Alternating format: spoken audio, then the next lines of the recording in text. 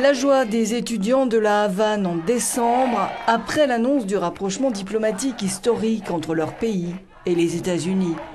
Au cri de « Avec toi fidèle, pour toujours », ces jeunes défilaient, espérant un avenir que leurs parents n'ont pas connu. En 1959, les révolutionnaires castristes chassent Fulgencio Batista et s'emparent du pouvoir à Cuba. Basculant dans le communisme, les relations se tendent d'emblée avec les États-Unis quand Fidel Castro lance les expropriations de compagnies américaines. Petit à petit, Washington se crispe et décide de renverser Castro.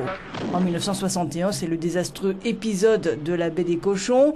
Ce 17 avril, 1500 exilés cubains opposants au régime débarquent sur l'île, une opération décidée par Eisenhower, orchestrée par la CIA, convaincus que sur place, ils seront aidés par les opposants.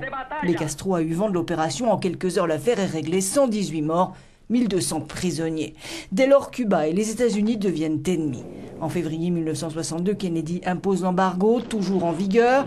Et en octobre, c'est la crise des missiles qui éclate et conduira le monde au bord de la guerre nucléaire. Les États-Unis découvrent l'existence de missiles soviétiques à Cuba. L'URSS acceptera de les retirer en échange de la promesse de Washington de ne pas attaquer Cuba, le tout sous très haute tension. Le divorce est consommé et la Havane plus proche que jamais de l'Union soviétique, en pleine guerre froide.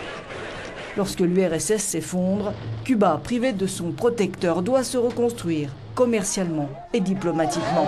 Mais la crise économique est profonde, le niveau de vie s'effondre, les balseros, ces gens qui tentent la traversée au péril de leur vie vers les côtes de Floride, se multiplient.